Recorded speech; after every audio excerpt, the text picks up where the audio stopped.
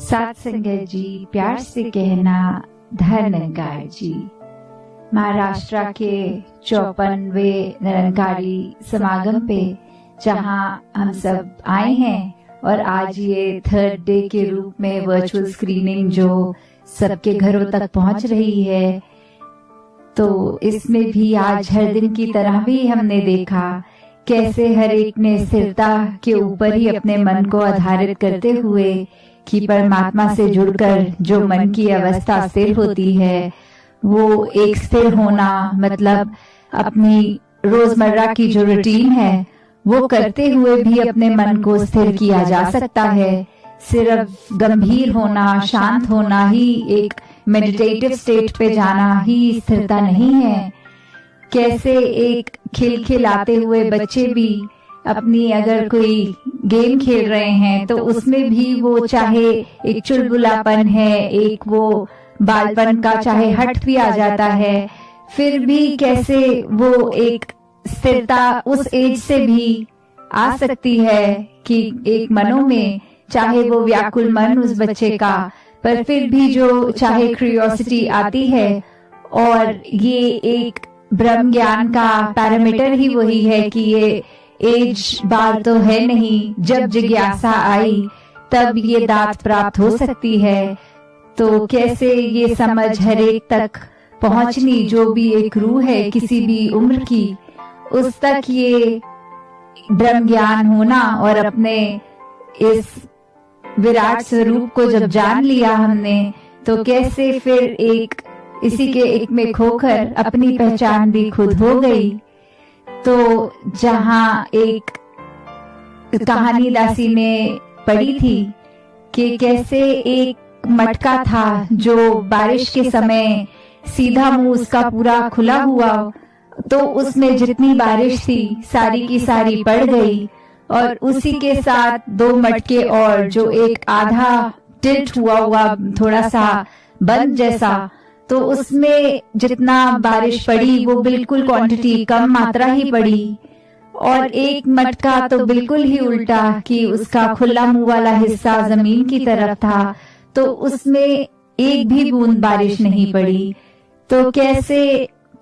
एक यही बात कि अगर परमात्मा तो जो हम जानते हैं कि घट घट में है, और जैसे दासी ने 2 दिन पहले भी जिक्र किया कि ये परमात्मा की कृपा, तो ये तो उसी तरह वर्षा की तरह हो रही है। वो जो बर्तन है वो हम हैं कि किस तरह हम उसके एक असली अपने अंदर कितना अपना दिल खोल रहे हैं, मन खोल रहे हैं, दिमाग खोल रहे हैं, कि कैसे एक ब्रॉड माइंडेड होके ये अगर चाहे एक दूसरे के प्रति भी हम हैं कि क्या हम एक दूसरे के सिर्फ नुक्स निकाल रहे हैं, कोई एक दूसरे में प्रॉब्लम्स ही सिर्फ डिटेक्ट कर रहे हैं, तो फिर हम खुद ही देख लें कि इस परमात्मा ने तो हर एक को एक जैसा ही बनाया है, और हर एक में वही एक अंश इस परमात्मा का है। तो फिर एक इंसान के हम जिस्म में हैं, तो हम क्यों एक दूसरे से भेदभाव रखें, क्यों हम एक दूसरे को ये समझे कि हम जहाँ रहते हैं तो हम एक ज्यादा श्रेष्ठ हैं और दूसरा हम जैसा अच्छा नहीं है। क्योंकि ये तो जो भी बनाया है, अगर हम इस परमात्मा से प्रेम करते हैं तो इस परमात्मा की संतान जो हम मनुष्य सब हैं, तो बिना भेदभाव हर एक से भी वही प्यार हमें करना है। तभी सच्चे मायने में हम एक अपने रिलीजन जिसको भी फॉलो करते हो उसके असली अनुयायी हैं। तो कैसे एक परमात्मा की जहाँ बात हो रही है कि ये परमात्मा ये तो हमारे इतने करीब है, बस एक पहचान होनी जरूरी है, और जब वो पहचान हो जाती है तो एक भक्ति वाला जीवन जहाँ शुरू होता है, और इसी की दात मिलने पर कैसे फिर एक दावे से संत बोल सकते हैं, देव माझा मी देवाचा सत्य हिच माझी वाचा, कि ये देव मेरा है, मैं इस देव का हूँ, और मेरे मुंह से जो शब्द निकल रहे हैं वो सच्चे शब्द निकल रहे हैं, ऐसा ही है। इस दावे से फिर संत एक अपने तरीके से कि जिसमें कला कैसी भी बख्शी हो परमात्मा ने, अगर किसी को वो एक गीत के रूप में कि किसी में वो टैलेंट है तो वो उस तरह से फिर आगे इसका बयान करता है। किसी को कोई और कला, पेंटिंग, डांस, हमने कितना हिस्ट्री में भी देखा है और आज भी देखते हैं कैसे अपने टैलेंट के हिसाब से इस परमात्मा का ज्ञान होने पर ये संत हमेशा इसका ही प्रचार करते हैं, इसी का ही दुनिया में नाम फैलाते हैं कि हमें तो ये पहचान हो गई और आप सब भी अपना जीवन सवार के वो एक असल परमात्मा की पहचान कर लें। तो कैसे एक जीवन हमारा जो है वो हम व्यर्थ ना गवाएं और पल पल में हम चाहे किसी भी आयु के हों इस परमात्मा को जान सकते हैं और फिर इसी के साथ जुड़कर एक अपने जीवन को आगे चलाएं। तो साथ ही अगर एक एग्जाम्पल इस समय दासी के आ रहा है कि अगर कोई बच्चे होते हैं, एक ग्रुप होता है बच्चों का, उनको अगर एक किसी ने गेम बोली, जैसे सभी परिचित हैं कि एक गेम है साइमन सेज, तो उसमें ऐसी एक कमांड आती है कि कुछ करवाते हैं बच्चों को, करवाना हो तो बोलेंगे कि Simon says go touch that wall, Simon says eat your food, ऐसे करके जो भी कमांड होती है। तो ऐसे ही कुछ ही दिन पहले दासी ने वो देखा कि कुछ 4-5 बच्चे खेलते हुए, तो कमांड आई कि Simon says close your eyes for 1 minute. तो उसमें ये बच्चों को अब उस गेम के अब उस हिसाब से 1 मिनट तक जहां अपनी आंखें बंद रखनी थी, तो एक बच्चे ने अपनी एक आंख खोलकर आसपास देखा कि क्या बाकी बच्चों की आंखें बंद हैं या खुली हैं। और जब उस एक बच्चे ने ये किया तो सामने वाला बच्चा अपनी दोनों आंखें खोल के एक जोर से आवाज में बोल रहा है कि ये बच्चा तो चीटिंग कर रहा है, इसने तो आंख खोल के देख लिया। और तीसरा बच्चा वहीं साथ बैठा हुआ वो बोला कि फिर अपनी एकदम आंखें खोल के कि आप दोनों ने तो आंखें खोल ली, मैंने तो बंद रखी थी। तो फिर चौथा फिर उसने बोला कि अरे ये दोनों ने आंख बंद रखी थी, तूने तो खोल ली और अब मैं ये देख रहा हूँ कि सभी की खुली हुई है। तो 1 मिनट के अंदर जहाँ एक इंस्ट्रक्शन थी कि सभी बच्चों ने आंखें बंद रखनी है, कैसे एक दूसरे का ये कमी निकालते हुए एक ये नुक्स निकाला कि चाहे किया सभी ने वही, पर फिर भी कैसे अपनी वो ना मानते हुए गलती एक दूसरे पे कैसे ब्लेम डाला जाए कि ये इंस्ट्रक्शन के विरुद्ध कर रहा है, जो कहा गया था वैसा नहीं कर रहा। तो कैसे ये एग्जाम्पल अगर हम अपने जीवन में स्वयं पे रख के देखें कि कैसे हम एक कहते तो हैं कि हम धार्मिक हैं, हम अपने सच्चे धर्म में जो भी हमारे पीर पैगंबर रहे हैं उनकी जो इंस्ट्रक्शन है हम उसको फॉलो करते हैं। तो हर किसी भी हम जहाँ भी आस्था रखते हैं वहाँ देख लें कि हर एक ही जगह ये दिव्य वचन आए हैं कि मानवता ही सच्चा धर्म है। इस परमात्मा की पहचान करके अपना जीवन संवार लिया जाए। तो कैसे हम अगर कहते हैं कि हम असल रूप में मानव हैं, तो फिर क्या हम एक ऐसा ही कार्य कर रहे हैं कि हर एक से प्यार कर रहे हैं? क्या हमारे मन में हर एक के लिए वही हमदर्दी, वही प्यार है? क्या हमारे मन में एक इतनी विशालता है कि हम दूसरों को उनकी कमियां अगर सामने आ रही हैं तो उनकी कमियों को ना देखते हुए उनके अंदर के गुणों को देख रहे हैं? क्या हम एक समदृष्टि वाली निगाह रख रहे हैं? क्या हम एक इतना अपने मन को कोमल कर चुके हैं कि दूसरे की दर्द भी हमें अपनी दर्द जैसी लग रही है? और ऐसे अनेकों जो मानवीय गुण होते हैं क्या हमारे अंदर हैं? अगर हैं तो हम वाकई ही सच्चे मानव हैं। और अगर हमारे अंदर कोई भी इससे विपरीत भावना आ रही है तो स्वयं अपने अंदर एक एनालाइज करके देख लें, ये अपने मन के तराजू में स्वयं को एक कहते हैं जो माइक्रोस्कोपिक निगाह से भी देखें, इतनी माइन्यूटली देखें कि हम कहाँ गलत जा रहे हैं। और ये सच, ये परमात्मा, ये तो हमेशा ही कायम दायम है। किसी भी पल, कोई भी दिन का ऐसा नहीं जो ये हमारे साथ ना हो।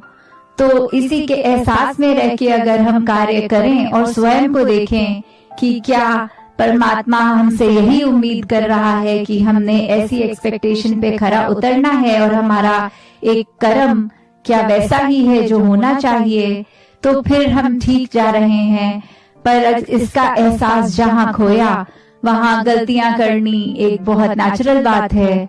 तो अपने आप को सुधारने के लिए ही एक पैरामीटर है कि इस परमात्मा पे अपने मन को फोकस रखें। अपना आधार जब इसको बनाएंगे